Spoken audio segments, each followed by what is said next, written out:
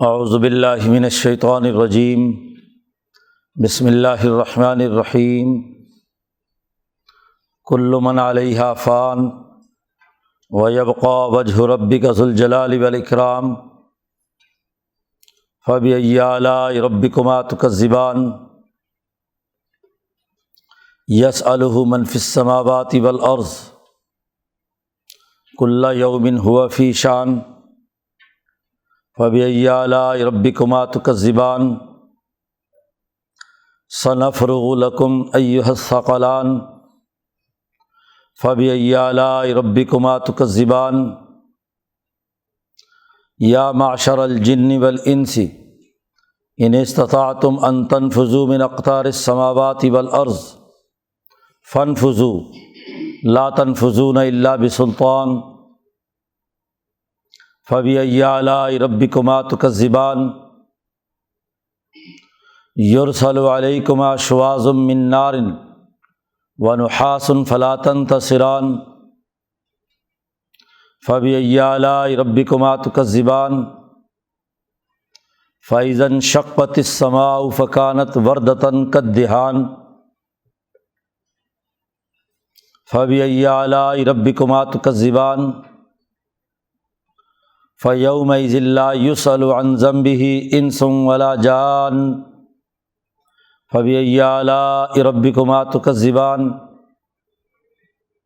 یعرف المجرمون بسیماہم فیؤخذ بالنواصی والاقدام فبأی آلاء ربکما تکذبان ھذہ جہنم التی یکذب بہا المجرمون یطوفون بینہا وبین حمیم آن فبأی آلاء ربکما تکذبان صدق اللہ العظیم۔ یہ سورۃ الرحمن کا دوسرا رکوع ہے۔ کل جیسا کہ ذکر کیا گیا تھا کہ اس سورت میں قرآن حکیم کی تعلیم و تربیت اور اس کے مقاصد واضح کیے گئے ہیں۔ یہ بات واضح کی گئی ہے کہ الرحمن نے قرآن حکیم کی تعلیم دی ہے۔ الرحمن خاص طور پر کہا اللہ کے اسماء الحسنی میں، تو تجلیات الرحمانی جن کا اس کائنات پر ظہور ہو رہا ہے ان کا تذکرہ اس صورت میں کیا گیا ہے۔ اس دور میں ضرورت ہے انسانیت کو کہ وہ قرآن حکیم سیکھے۔ ایک دور میں تورات تھی، ایک دور میں انجیل اور زبور تھی، صحف ابراہیم تھے اور دیگر انبیاء علیہم السلام پر نازل کردہ احکامات تھے، لیکن اس دور میں انسانیت کے لیے ضروری اور ناگزیر ہے کہ وہ قرآن سیکھے۔ اس لیے اللہ پاک نے یہ قرآن نازل کیا ہے، اس کی تعلیم و تربیت کے لیے نبی اکرم صلی اللہ علیہ وسلم کو بھیجا ہے، اور پھر 4 بنیادی دلائل کے ساتھ یہ بات واضح کی کہ قرآن حکیم کی تعلیم و تربیت کا بنیادی مقصد اقیم الوزن بالقسط، عدل و انصاف کا نظام قائم کرنا ہے۔ پوری کائنات میں میزان کا نظام موجود ہے، عدل و انصاف پوری کائنات کی بنیادی روح ہے، لہٰذا اب انسانوں کو چاہیے کہ بین الاقوامی سطح پر، عالمی سطح پر قرآن حکیم کا عدل و انصاف کا نظام قائم کرنے کے لیے اٹھ کھڑے ہوں۔ اقیمو کا حکم دیا ہے کہ اقامت سسٹم بنانا، عدل و انصاف کا نظام قائم کرنا،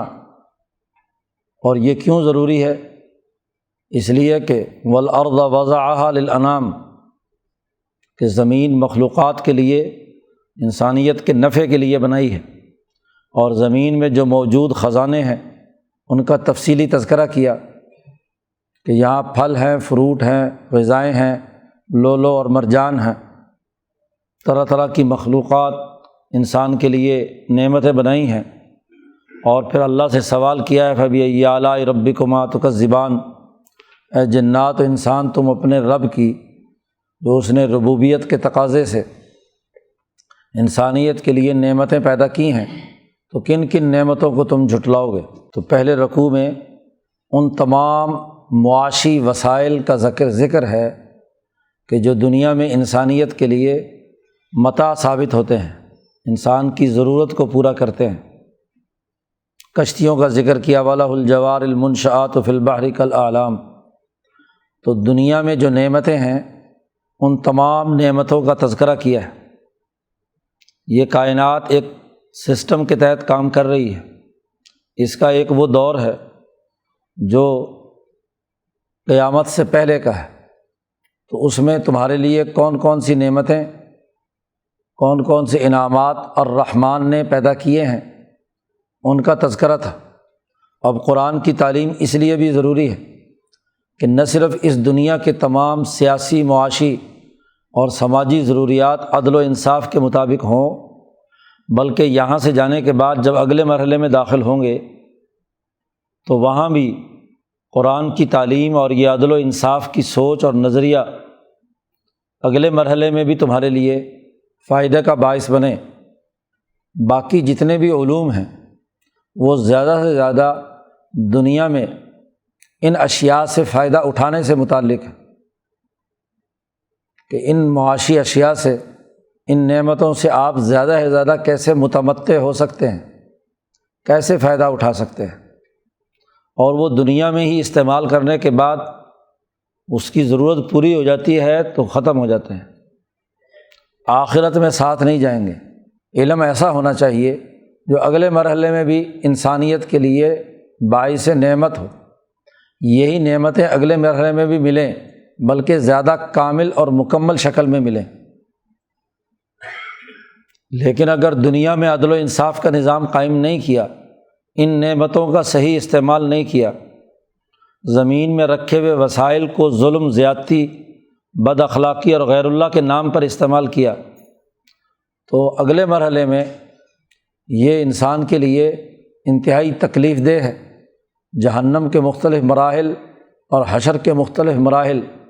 ان کا تذکرہ قرآن حکیم نے اس رکوع میں کیا ہے جو ابھی تلاوت کیا گیا ہے۔ اور جو لوگ یہاں دنیا میں قرآن کی تعلیم کے مطابق صحیح نظام قائم کرنے والے ہوں گے، عدل و انصاف کے لیے جد و جہد کریں گے، ان کو جو انعامات ملنے ہیں وہ آئندہ تیسرا رکوع جو آگے آ رہا ہے، جس کی بنیادی اساس اللہ کا ڈر اور خوف ہے۔ ان تمام تر تجلیات کا لازمی نتیجہ یہ ہونا چاہیے کہ انسان کے اندر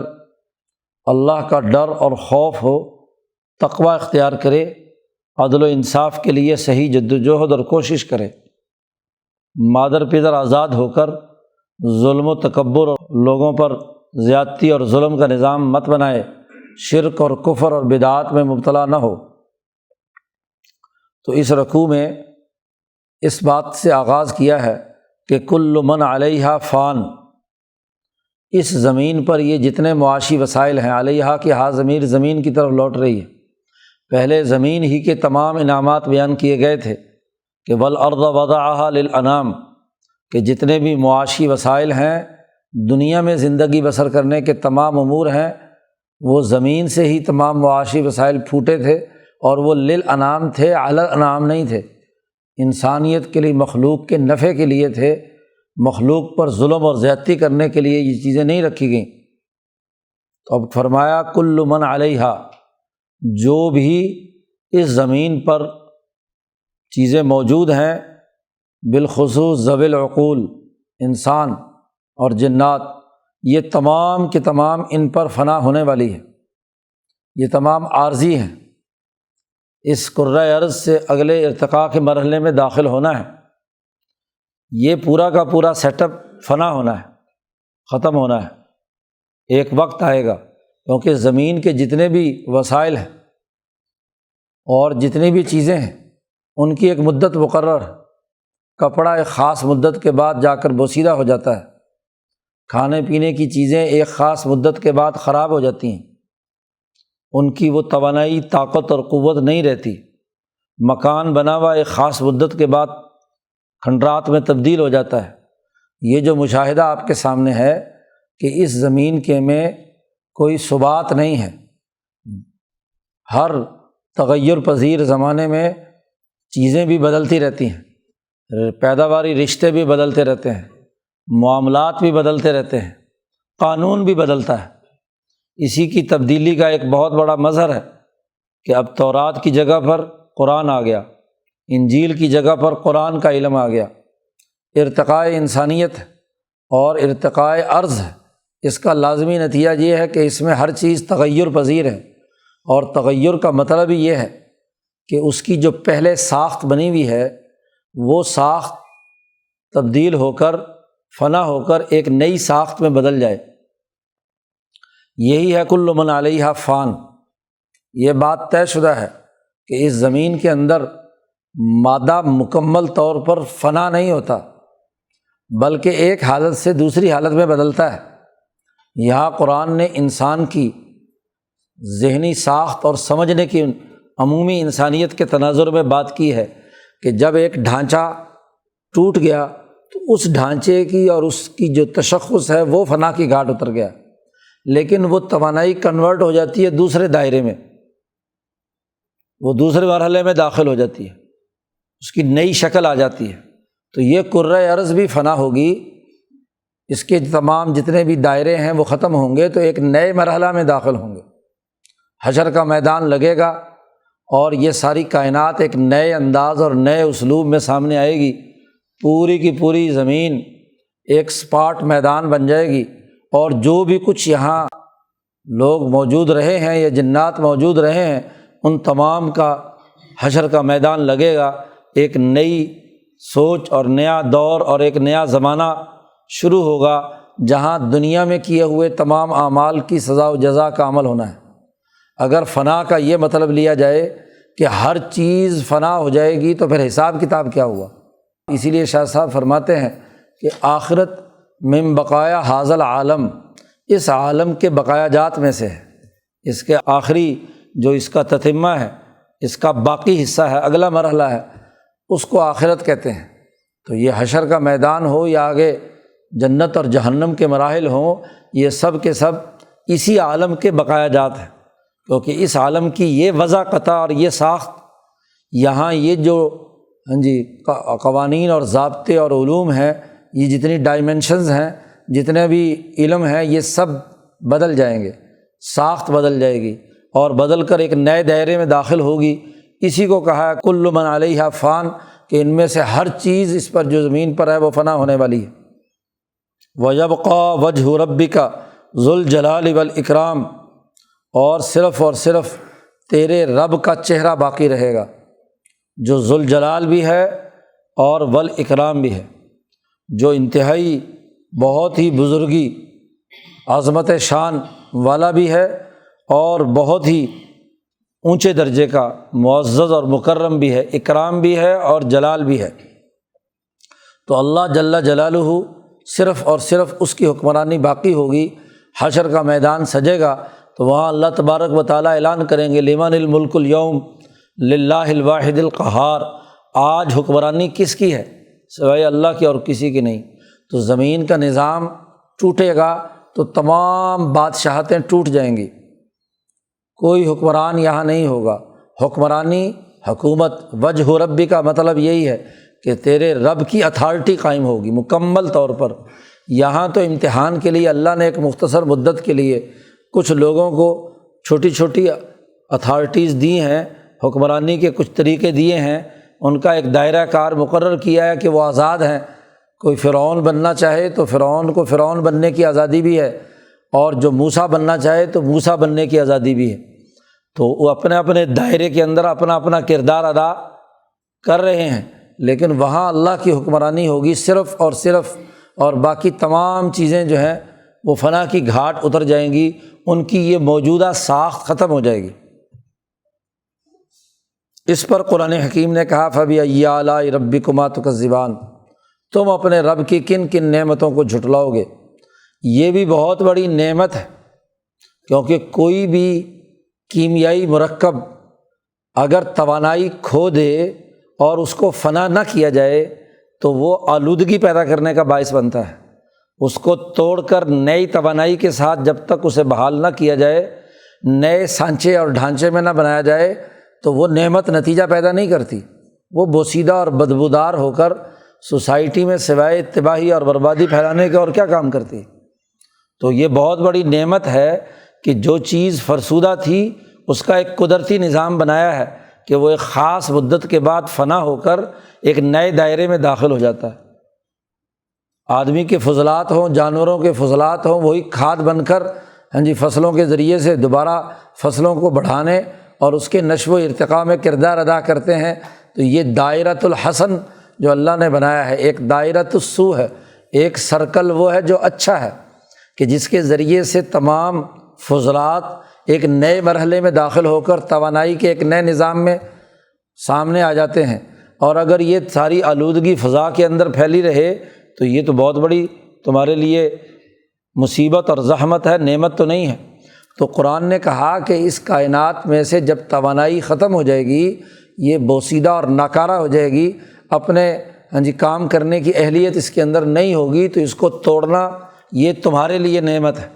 تو اس لیے کہا او جنوں انسانوں، تم اللہ کی کن کن نعمتوں کو جھٹلاؤ گے کہ چیزیں فنا ہو کر ریسائیکل ہو گئیں، ایک نئے دور میں داخل ہو گئیں۔ یسألہ من فی السماوات والارض، پھر جو کچھ آسمانوں اور زمین میں عقل مند ہے، من ذوی العقول کے لیے آتا ہے، یعنی جنات اور انسان۔ یسألہ من فی السماوات والارض، یہ تمام اللہ سے ہی سوال کرتے ہیں، اللہ سے اس دنیا کے اندر سوال کرتے ہیں ہر آدمی۔ شاہ صاحب نے اس کے لیے جملہ استعمال کیا ہے کہ یا تو تکفف قولی ہے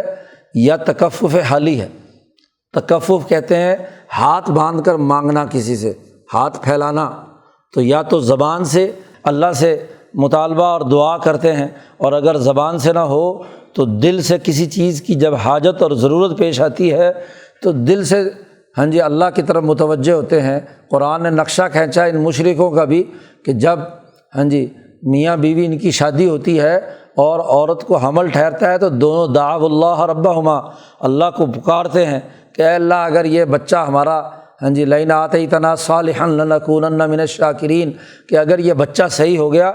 درست اور بہترین پیدا ہوا تو ہم تیرا شکر ادا کریں گے، مانگتے ہیں۔ لیکن جب بچہ پیدا ہو جاتا ہے تو کہتے ہیں فلاں پیر نے دیا ہے، فلاں بت نے دیا ہے، فلاں پتھر نے دیا ہے، فلاں اس نے دیا ہے، تو شرک کرتے ہیں پھر شرک کا مرض ان کے اندر ہے۔ تو ہر انسان اپنی حاجت اور احتیاجات کے اعتبار سے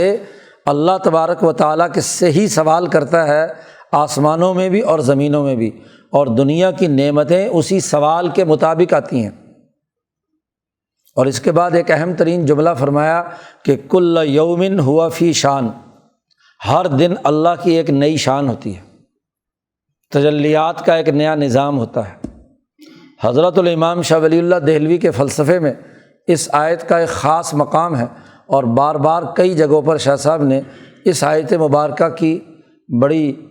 وضاحت کے ساتھ اس کی تشریح کی ہے کہ دنیا میں جتنی بھی نعمتیں آتی ہیں یہ انسان کے سوال سے آتی ہیں۔ انسان مانگتا ہے، انسان کی ضرورت ہوتی ہے، اس کے مطابق اللہ تبارک و تعالیٰ دنیا میں چیزیں نازل کرتے ہیں۔ آدم کو جب پیدا کیا تو آدم کی ضرورت تھی، آدم نے اللہ سے مانگا، اور اس مانگنے کے نتیجے میں جب دنیا میں بھیجا اسے تو اس کے لیے ارتفاقات کی بہت ساری چیزیں اس کی طلب کے مطابق اسے بتائیں۔ اسے بھوک کی طلب تھی تو کھانے پینے کی چیزیں نازل بھی کیں، کھانے پینے کے طور طریقے بھی سکھائے کہ ایسے چیزیں حاصل کرنی ہے، ایسے پکانا ہے، حتیٰ کہ ہنڈیا، چمٹا، توا، برتن۔ مفسرین نے یہاں لکھا ہے کہ آدم کو روٹی پکانے کا طریقہ سکھایا، پانی رکھنے کا طریقہ سکھایا۔ وہ جو علم آدم الاسماء کلہا، ان تمام اسماء میں وہ تمام چیزیں اللہ نے آدم کی ضرورت، اس کے سوالات، اس کے احتیاجات کی بنیاد پر اسے سکھائیں کہ انسان کو اس دنیا میں کن کن چیزوں کی ضرورت پیش آ سکتی ہے۔ اور آدم نے اسی لیے اللہ کے سوال کا جواب دے دیا کہ آدم کے دل میں فطری طبی طور پر ان چیزوں کی طلب تھی، تو ان سے اپنی فطرت اور طبیعت کے مطابق وہ چیزیں بیان کر دیں۔ فرشتوں کو نہ بھوک لگتی، نہ پیاس کر لگتی ہے، نہ کچھ اور، تو فرشتوں سے سوال بھی کیا جائے کہ بھائی دنیا میں زمین میں جا کر ذرا یہ بتاؤ کہ بھوک کسے کہتے ہیں، پیاس کسے کہتے ہیں، برتن کیا ہوتا ہے، فلاں فلاں کیا ہوتا ہے، تو ان کو وہ چیز کی طلب ہی نہیں ہے تو ان کو اس کا نام کیسے آئیں گے؟ تو آدم نے وہ نام بتلا دیے۔ تو انسان دنیا میں آیا تو وہ سوال کرتا ہے، طلب کرتا ہے، اس کے مطالبات ہوتے ہیں، اور یہ وحی الہی بھی انسانوں کی طلب کے مطابق آتی ہے۔ اسی لیے نبی اکرم صلی اللہ علیہ وسلم نے منع فرما دیا، بلکہ قرآن نے کہا یا ایھا الذین آمنوا لا تسألوا عن اشیاء ان تبد لکم تسؤکم، مت سوال کرو کچھ چیزوں کے بارے میں، اگر قانون بدل گیا تو تمہیں تکلیف ہوگی۔ سوال کی بنیاد پر ہی حکم شرعی کا آنا یہ قرآن سے ثابت ہے۔ نبی اکرم صلی اللہ علیہ وسلم نے بھی حج کے موقع پہ ناراضگی کا اظہار کیا اس آدمی کے سوال پر کہ جس نے کہا کہ ہر سال حج فرض ہے یا صرف ایک سال کے لیے فریضہ ہوگا، تو حضور نے پہلی دفعہ ٹلایا، دوسری دفعہ ٹلایا، تیسری دفعہ حضور نے فرمایا وہی نازل ہو رہی ہو تو تم اس طرح کے سوالات مت کیا کرو، تمہارے ذوق شوق کو اس موقع پر دیکھ کر اگر بالفرض اللہ تبارک و تعالیٰ نے حج ہر سال فرض کر دیا تو تم کیسے ادا کرو گے، مصیبت میں مبتلا ہو جاؤ۔ تو شاہ صاحب فرماتے ہیں کہ جتنی شریعتیں نازل ہوئی ہیں وہ اولو العزم انسانوں کے مطالبے پر آئی ہیں۔ انسانیت کا اس دور کا فطری اور طبعی تقاضا تھا۔ موسیٰ علیہ السلام کے زمانے میں مظلوم انسانیت کا تقاضا تھا کہ فرعون کے مقابلے میں تورات جیسی کتاب ہمیں ملے، تو اللہ نے کیا ہے اس کا بندوبست کر دیا۔ یہ ہے یسألہ من فی السماوات والارض، کہ جو ذوی العقول، من عربی میں ذوی العقول کے لیے آتا ہے، عقل مندوں کے لیے استعمال کیا جاتا ہے، ما غیر ذوی العقول کے لیے آتا ہے، تو جو من فی السماوات والارض وہ اپنے عقلی تقاضوں، اپنی قوت عقلیہ سے اللہ سے مطالبہ کرتے ہیں کہ اے اللہ ہمیں یہ چاہیے۔ جی آدم نے چاہا، نوح نے جو چاہا، ابراہیم نے جو چاہا، اسی کے مطابق کیا ہے چیزیں نازل ہوئیں۔ انسان کے مطالبے کے بغیر کوئی چیز نہیں ملی، جو چیز بھی ملی وہ انسانوں کے مطالبے کے اور ان کے اجتماعی ضرورت اور تقاضے کے مطابق اللہ پاک نے ان کے اوپر انعام کیا ہے۔ اور اسی لیے فرمایا کل یوم ہوا فی شان، ہر دن انسانوں کا سوال، ان کی احتیاج، ان کے طلب کی نوعیت مختلف ہوتی ہے، اور ہر دن میں جب طلب مختلف ہوتی ہے تو اللہ کی ایک نئی شان کا ظہور ہوتا ہے، ایک نئی تجلی کا ظہور ہوتا ہے۔ اس پر حضرت مجدد صاحب رحمۃ اللہ علیہ اور امام شاہ ولی اللہ رحمۃ اللہ علیہ نے بہت بڑی گفتگو کی ہے مکتوبات میں کہ یوم کسے کہتے ہیں۔ حضرت مجدد صاحب فرماتے ہیں کہ یوم قرآن حکیم نے الف سنۃ مما تعدون، 1000 سال کا ایک دن قرآن نے اس کا تذکرہ کیا ہے۔ اس کا مطلب یہ ہوا کہ 1000 سال ہماری دنیا میں ہوتے ہیں تو اس کا ایک خاص رنگ ہوتا ہے، اس کی ایک خاص کیفیت ہوتی ہے، اس کے مطابق ہدایات اور رہنمائی کا عمل ہوتا ہے۔ تو جو ہزارہ اول تھا اس میں انسانیت نے جو مطالبات یا انسانیت کے جو تقاضے تھے اس نے اپنے تکفف حالی سے یا تکفف قولی سے اللہ سے مطالبہ کیا۔ حضور کی آمد سے پہلے یہاں کے جتنے مخلصین اور اونچے درجے کے لوگ تھے انہوں نے اللہ سے مطالبہ کیا کہ ہمیں ایک نئے دور کے ایک نئے نبی کی ضرورت ہے۔ عرب کے اندر یہ مطالبہ موجود تھا۔ جو حنفاء میں سے جو کچھ لوگ جیسے ورقہ بن نوفل جیسے لوگ جو ہیں ان کے ہاں یہ طلب اور تڑپ موجود تھی، ضرورت تھی۔ اس لیے حضرت شاہ صاحب فرماتے ہیں کہ اس زمانے میں اللہ نے جب زمین پر نظر دوڑائی تو اللہ نے دیکھا کہ انسانیت ظلم کی حالت میں ہے، تو عرب و عجم میں اللہ نے غضب کی نگاہ ڈالی۔ فبقت عربہم وعجمہم، ان کے عرب اور عجم پر غصے کی نظر دوڑائی کہ انہوں نے انسانیت کا جینا دوبھر کر دیا۔ اگر یہی ظلم و ستم کا سلسلہ قیصر و کسرویت کا رہا تو انسانیت مٹ جائے گی۔ تو اللہ نے اس عرب و عجم کے جو قیصر و کسرویت ہے اس کے خاتمے کے لیے اپنے نبی حضرت محمد مصطفیٰ صلی اللہ علیہ وسلم کو بھیجا اور قرآن نازل کیا۔ اسی لیے اللہ نے کہا لقد ارسلنا رسلنا بالبینات وانزلنا معهم الکتاب والمیزان لیقوم الناس بالقسط، کہ انسانیت عدل و انصاف پر قائم ہو جائے، اس لیے ہم نے رسول اللہ صلی اللہ علیہ وسلم کو بھیجا۔ تو 1000 سال کی ایک ضرورت تھی، اور 1000 سال دنیا میں ہر 100 سال کے بعد تجدیدی مراحل سے گزرتی ہوئی 1000 سال کا اپنا ایک رنگ تھا۔ اس کا اپنا ایک دائرہ تھا، اور وہ حضور کے اسم محمدیت کا مظہر تھا وہ 1000 سال، اور 1000 سال کے بعد نیا رنگ بدلا ہے۔ کل یومن ہوا فی شان، اگلا ہزارہ، دوسرا ہزارہ شروع ہوا تو نئے دور کے نئے تقاضوں اور نئے عصری روح کے مطابق دین اسلام کی تجدید کی ضرورت تھی، تو اللہ پاک نے مجھے مجدد بنا کر بھیجا۔ مجدد صاحب کے جتنے بھی مکتوبات ہیں ان کا تذکرہ ہے، خود شاہ ولی اللہ صاحب نے انہی تمام چیزوں کا ذکر کیا ہے کہ مجدد صاحب رحمۃ اللہ علیہ آئے، انہوں نے ہزارہ دوم کی تجدید کا آغاز کیا، اس کے لیے ایک باقاعدہ مواقع فراہم کیے اور میرے لیے راستہ ہموار کیا۔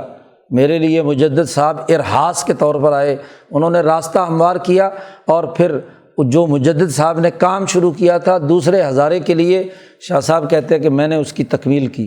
اس کے مطابق اس نئے دور میں قرآنی علم کیسے لوگوں کو سمجھایا جائے، اس کے لیے شاہ صاحب نے حجت اللہ البالغہ لکھی۔ شاہ صاحب نے فرمایا کہ یہ رنگ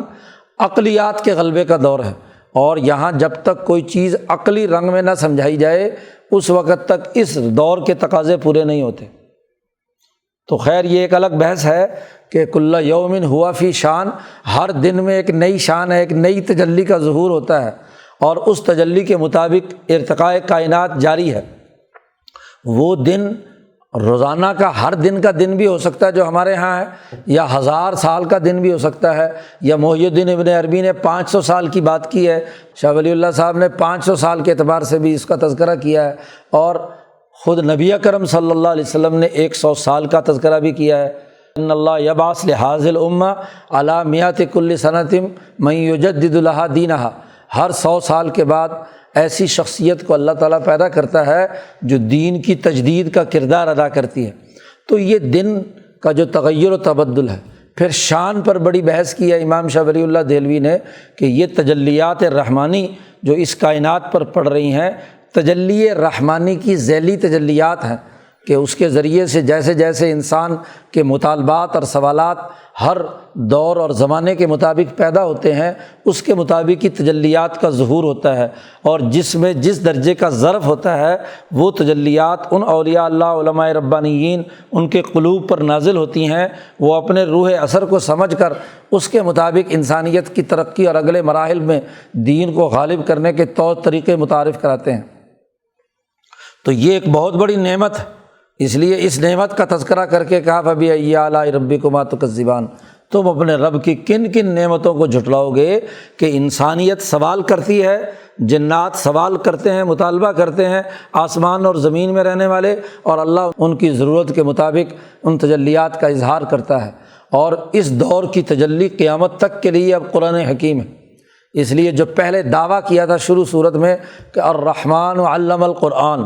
قرآن اللہ نے سکھایا ہے، اب قرآن جو سکھایا ہے یہ بنیادی متن ہے، اس میں کوئی تغیر و تبدل قیامت تک نہیں ہوگا۔ جتنے بھی تغیرات و تبدلات ہوں گے اس کی تفہیم اور اس کے تشریح اور اس کی تفصیلات کے تناظر میں ہوں گے۔ اس لیے نبی اکرم صلی اللہ علیہ وسلم نے فرمایا کہ اس قرآن کے عجائبات کبھی ختم نہیں ہوں گے، لا تنقضی عجائبہ، اس کے عجائبات کبھی ختم نہیں ہوں گے۔ ہر دور کے آنے والے اس کے مفاہیم کلیہ کی اپنے اپنے زمانے کی ضرورتوں اور اپنے اپنے زمانے کے پیدا ہونے والے سوالات کا جواب دینے کے لیے قرآن حکیم کی تعلیم و تربیت کا اہتمام کرتے رہیں گے۔ تو یہ بہت بڑی نعمت ہے، اس لیے فَبِأَيِّ آلَاءِ رَبِّكُمَا تُكَذِّبَانِ، یہ سب کچھ جو اس کائنات کے اندر ہے فنا ہو کر ایک نئے دور میں داخل ہوگا۔ جب یبقیٰ وجہ ربک ذو الجلال والاکرام، تو اس وقت جب اللہ تبارک و تعالیٰ ہی کی حکمرانی ہوگی، کوئی مصنوعی حکمران یا ذیلی حکمران یا یہ جو تجلیات کا نیٹ ورک انعامات کے الہیہ کی صورت میں اس کرۂ ارض پر بس برس رہا ہے، وہ ختم ہو کر ایک نیا زمانہ، ایک نیا دور شروع ہوگا حشر کے میدان کا۔ تو اس کے لیے کہا سنفرغ لکم ایھا الثقلان، عن قریب ہم تمہارے لیے فارغ ہو جائیں گے۔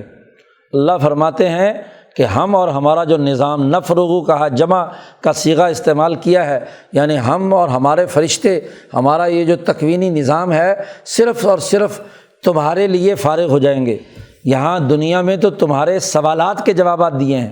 تمہاری ضروریات اور مطالبات کے مطابق علوم ٹیکنالوجیز دی ہیں، تمہیں یہاں نظام بنانے کا طریقہ سکھایا ہے، تمہاری عقل کو ترقی دینے، تمہارے قلب کو آگے بڑھانے، تمہارے نفس کو آگے بڑھانے، تمہاری جسمانی ضروریات کے لیے انعامات کی بارش برسائی ہے۔ لیکن حشر کے میدان میں ہم یہ سارے کام چھوڑ کر اب تمہارے لیے اگلے دور کے مطابق بالکل فارغ ہوں گے۔ شاہ صاحب نے نفرغو کا مطلب یہی بیان کیا کہ دنیا کے ان تمام کاموں کو ایک نئے مرحلے میں داخل ہو جانا ہے، اور وہاں یہ جو سسٹم ہے جو اس کرۂ ارض کے بقا تک ہے، قیامت سے پہلے تک کا یہ تمام کام ختم ہو جائیں گے، اب نئے دور میں داخل ہوں گے۔ تو نفرغ لکم، تمہارے فائدے کے لیے، لکم ہم فارغ ہو جائیں گے، ایھا الثقلان، اے دو بوجھ والی قوموں، الثقلان، یہ ثقلان کیا ہے؟ ہاں جی، تمہاری وہ روحیں، وہ نسمیں جو اس دنیا میں بہت سا بوجھ لے کر وہاں جا رہے ہیں۔ دنیا میں بہت سارے تم نے اعمال کیے ہیں، ہاں جی، کسی کے اوپر بوجھ اچھا ہے، کسی کے اوپر بوجھ برا ہے، ایک کے پاس جنت کے تمام انعامات اور احسانات کا بوجھ ہے، اور ایک کے اوپر کیا ہے؟ کفر اور ظلم اور زیادتیوں اور گناہوں اور تمام چیزیں، ہاں جی، ان کا بوجھ ہے، اور جنات کی اس پر بھی ہے اور انسانوں پر بھی ہے۔ وہ تمام کے تمام روحیں جو بوجھ اٹھائی ہوئی ہوں گی، ان بوجھوں کا فیصلہ ہوگا کہ بھائی کس بوجھ کے نتیجے میں کسے کدھر جانا ہے، یعنی حساب کتاب کے لیے ہم تمہارے لیے فارغ ہو جائیں گے۔ تو یہ بہت بڑی نعمت ہے۔ اس نعمت کا اندازہ تو وہیں جا کر نبی اکرم صلی اللہ علیہ وسلم نے فرمایا کہ ہوگا کہ جب وہاں تمام انسان حشر کے میدان میں، ہاں جی، جمع ہوں گے، اور سورج جو ہے بالکل قریب پسینے میں ڈوبے ہوئے، ہاں جی، ننگ دھڑنگ کھڑے ہوئے ہیں، اور گلے تک پسینہ ہی پسینہ ہے، تو اس وقت سارے پریشان ہو کر مطالبہ کریں گے، پہلے آدم کے پاس جائیں گے کہ اللہ میاں سے کہو ہمارا حساب کتاب تو شروع ہو جائے۔ آدم کہیں گے اللہ میاں اتنا غضبناک ہے کہ اب وہ اس سے پہلے بھی کبھی غضبناک نہیں ہوا اور بعد میں بھی کبھی نہیں ہوگا،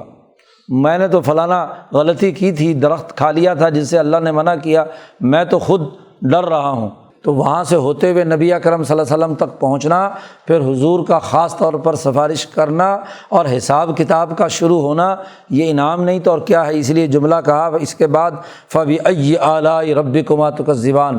کہ تم اپنے رب کی کن کن نعمتوں کو جھٹلاؤ گے۔ تو یہ بہت بڑا انعام ہے کہ جو بوجھ اٹھائے کھڑے ہوئے ہیں ان کا حساب کتاب شروع ہو، آر یا پار کسی طرف تو لگیں۔ یا معشر الجن والانس، اللہ نے پکار کر کہا ہے جنات اور انسانوں کی جماعتوں، اگر یہ قرآن کی تعلیم تمہیں قابل قبول نہیں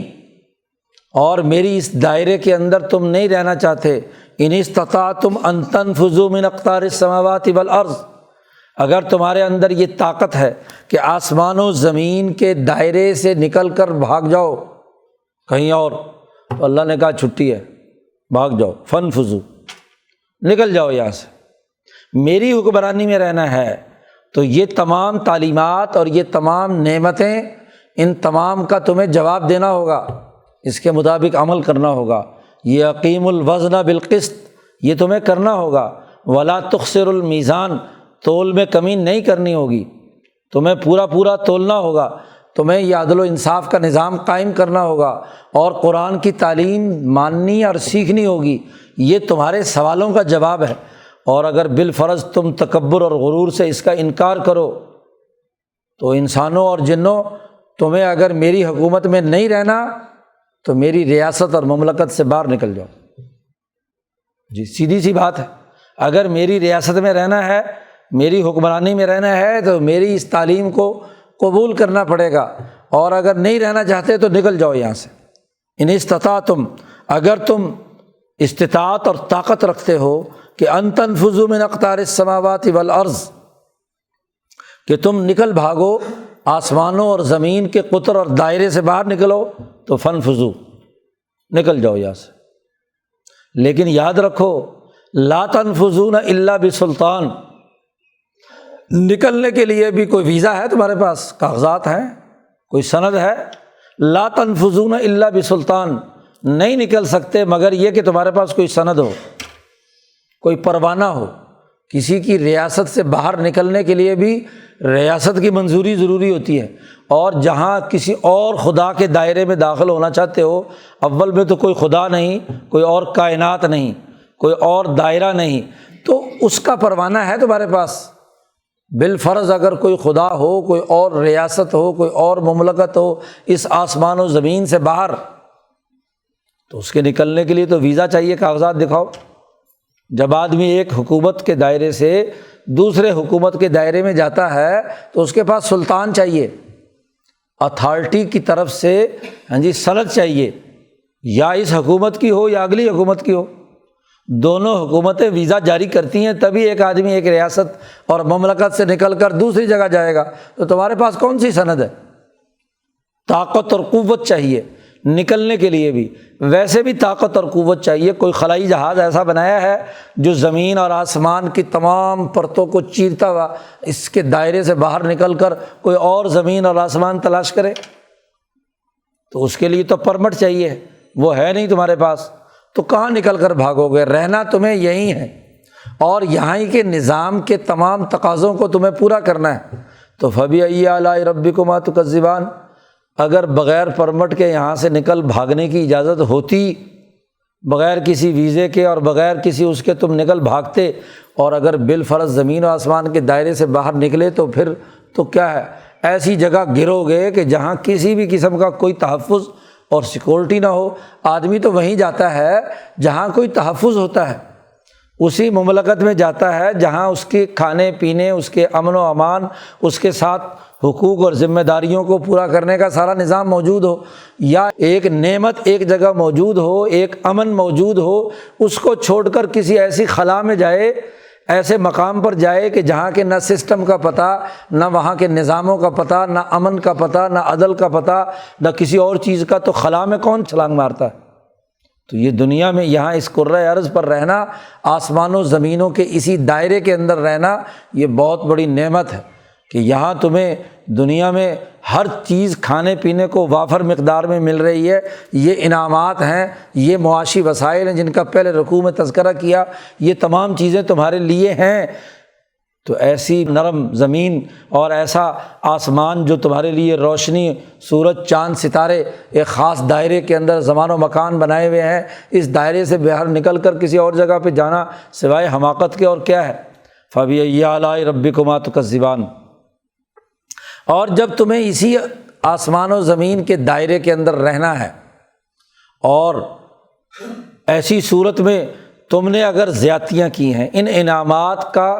رد کیا ہے، ان کو صحیح طریقے سے استعمال نہیں کیا، ظلم اور زیادتی کی ہے، تو تم سزا سے نکل کر بھی نہیں بھاگ سکتے۔ یرسل علیکما شواظ من نار، تم پر اے جنوں اور انسانوں، تم پر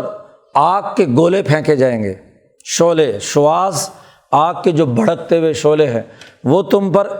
چھوڑے جائیں گے، ونحاس، اور دھوئیں کے بادل،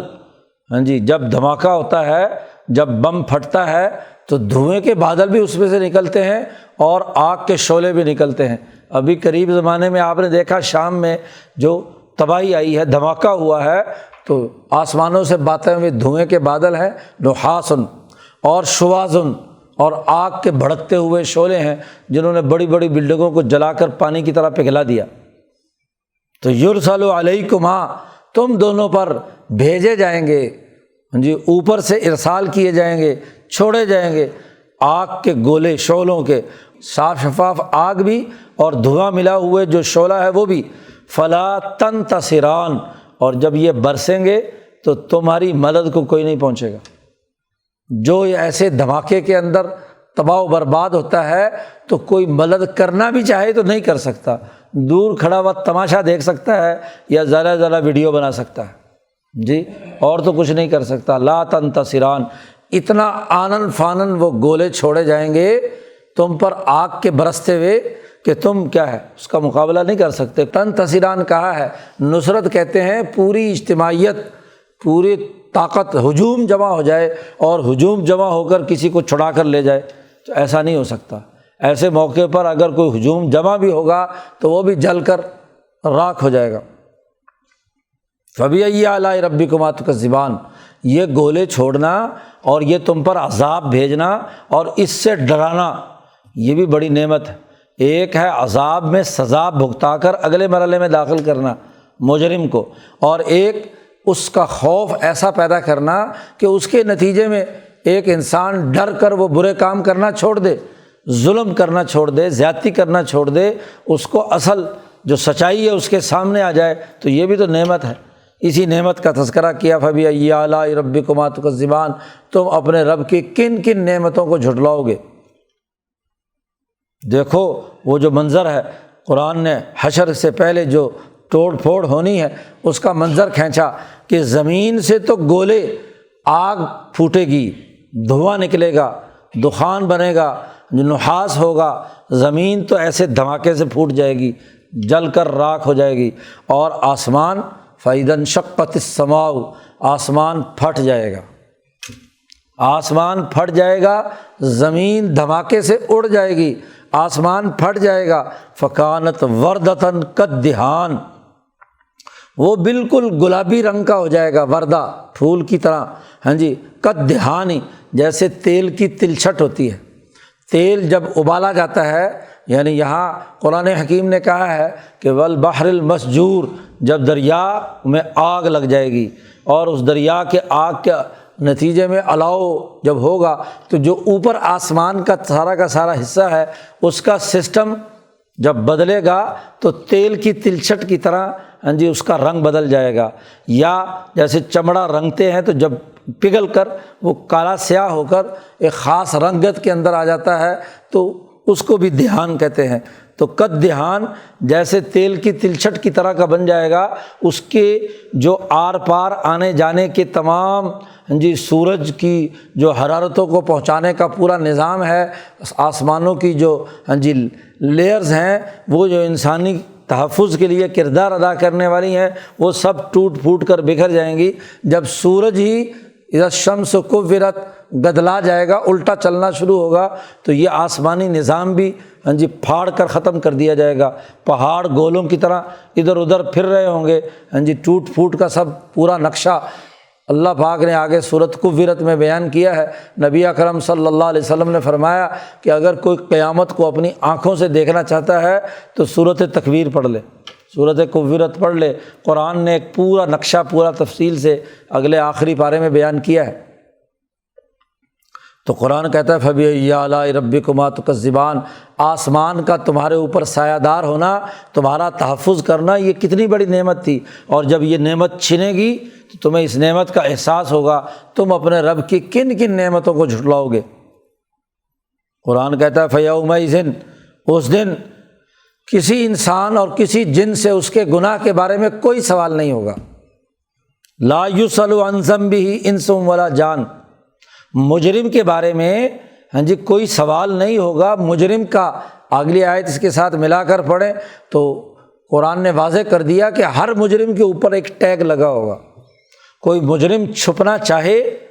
تو اس وقت اس سے سوال نہیں ہوگا۔ اب یہاں اللہ تعالیٰ نے کہا ہے کہ کوئی سوال نہیں کیا جائے گا، لا یسأل عن ذنبہ، اور دوسری جگہ پر کہا ہے فَلَنَسْأَلَنَّهُمْ أَجْمَعِينَ، ہم ان سے تمام سے ضرور بھی ضرور سوال کریں گے۔ وہاں سوال کا تذکرہ ہے اور یہاں کہا سوال نہیں ہوگا،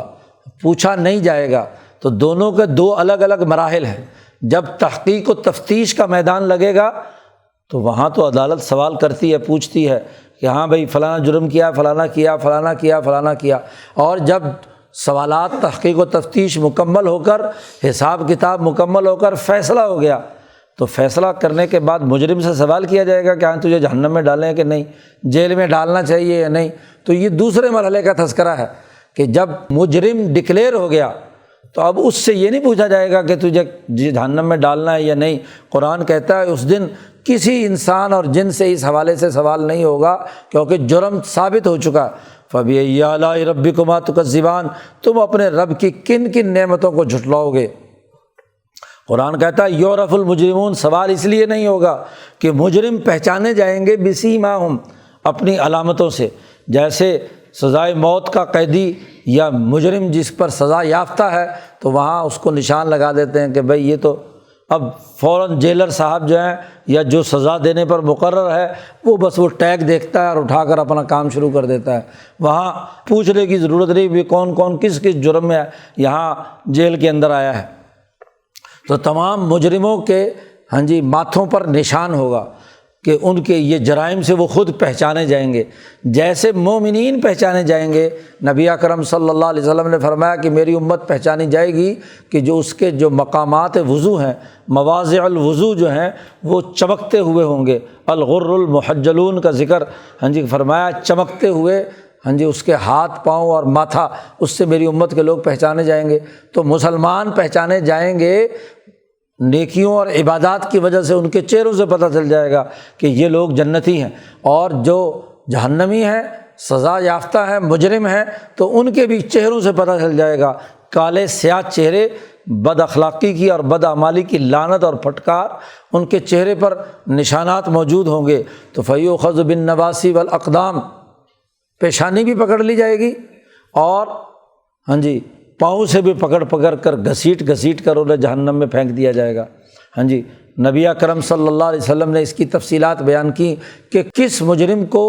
کس جرم کے اندر کس طریقے سے اٹھا کر پھینکا جائے گا۔ کچھ ایسے مجرم ہوں گے کہ جن کے بالوں سے پکڑ کر گھسیٹا جائے گا اور جہنم میں پھینک دیا جائے گا۔ کچھ ایسے ہوں گے جن کے قدموں سے گھسیٹ کر اوندے منہ ڈال کر جہنم میں پھینک دیا جائے گا، اور کچھ ایسے ہوں گے کہ جن کو کچھ فرشتوں نے پیشانی سے پکڑا ہوا ہوگا، بالوں سے، اور ٹانگوں سے پکڑا ہوا ہوگا، اقدام دونوں سے اٹھا کر گھما کر کیا ہے جہنم میں پھینک دیا جائے گا۔ قرآن کہتا ہے فیؤخذ بالنواصی والاقدام فبأی آلاء ربکما تکذبان۔ اے جنوں انسانوں، تم اپنے رب کی کن کن نعمتوں کو جھٹلاؤ گے؟ عذاب سے پہلے منظرنامہ بتا دینا مجرم کو تاکہ جرم سے باز آ جائے، تو یہ بھی تو نعمت ہے کہ تمہارے ساتھ کیا حشر ہونے والا ہے، کیا سلوک ہونے والا ہے۔ اور ویسے بھی جو تو مومن ہوں گے لیکن ان سے گناہ سرزد ہوئے ہیں، ایک خاص وقت کے لیے جہنم میں گئے، تو ان کو ان کے گناہوں کی سزا دے کر جنت تک پہنچانے کا عمل، یہ تو ان کے لیے نعمت ہے، یہ بھی تو ایک نعمت ہے۔ سزا دے دی جائے، چلو جی جو معاملہ ہوا تھا اس کا معاملہ رفع دفع ہو اور آخر میں انسان جنت میں پہنچ جائے، اس سے بڑی اور نعمت کی کیا بات ہے۔ قرآن کہتا ہے فبأی آلاء ربکما تکذبان ھذہ جہنم التی، یہ جہنم ہے، ان سے کہا جائے گا پھینکتے وقت، التی یکذب بہا المجرمون، جس کا انکار کرتے تھے مجرم لوگ۔ یہ آج مجرمین جن کو ڈالا جا رہا ہے یہ انکار کرتے تھے اس جہنم کا۔ لو اب دیکھو، یطوفون بینہا وبین حمیم آن، پھر وہ گھومتے رہیں گے اس جہنم میں اور کھولتا ہوا پانی، یعنی پیاس لگے گی تو کھولتا ہوا پانی انہیں پلایا جائے گا، اور پینے کے بعد بھی وہی حالت ہے اور پھر جل رہے ہیں۔ حدیث پاک میں آتا ہے کہ جب ان کا چمڑا جل کر کوئلہ ہو جائے گا تو اللہ میاں اس چمڑے کو اتار کر اس کی جگہ پر نیا چمڑا پیدا کر دے گا، اور پھر وہی اذیت اور وہی تکلیف۔ ورنہ تو ہوتا یہ ہے کہ دنیا میں انسان جل جائے تو جو جلد جل گئی تو وہ اس کی حس ختم ہو جاتی ہے، اس کو اب پتہ نہیں چلتا کہ اب چاہے جو مرضی ہوتا ہے اس کو کیا تکلیف ہے، لیکن دوبارہ اس میں احساس، دوبارہ نئی جلد پیدا کر دی جائے گی۔ قرآن نے کہا کلما نضجت جلودہم بدلناہم جلودا غیرہا، کہ جیسے ہی ایک جلد جل کر ختم ہوگی تو نئی جلد اس کی پیدا کر دی جائے گی، اسی کے اندر وہ گھومتے رہیں گے۔ فبأی آلاء ربکما تکذبان، اے جنوں انسانوں، تم اور اپنے رب کی کن کن نعمتوں کو جھٹلاؤ گے؟ کون کون سی ایسی چیزیں ہیں جو اللہ نے تم پر انعامات کیے ہیں اور تم انہیں جھٹلا رہے ہو؟ تو قرآن حکیم نے اس رکوع میں اس دنیاوی سسٹم کے فنا ہونے اور اس کے بعد حشر کے میدان میں حساب کتاب ہونے کے حوالے سے بنیادی اساسی اصول بیان کیے۔ اس کا لازمی تقاضا یہ ہے کہ الرحمن علم القرآن، کہ رحمان نے تمہیں قرآن سکھایا ہے، قرآن سیکھو اور قرآن کے مطابق نظام قائم کرو۔ اقیم الوزن بالقسط ولا تخسروا المیزان، عدل و انصاف کے نظام کے قیام کے لیے جدوجہد اور کوشش کرو۔ اگلے رکوع میں ان کے لیے جو اللہ سے ڈرنے والے، خوف زدہ رہنے والے ہیں، ان کے لیے آگے انعامات بیان کیے ہیں۔ اللہ تعالیٰ قرآن حکیم کو سمجھنے اور اس پر عمل کرنے کی توفیق عطا فرمائے۔ اللہ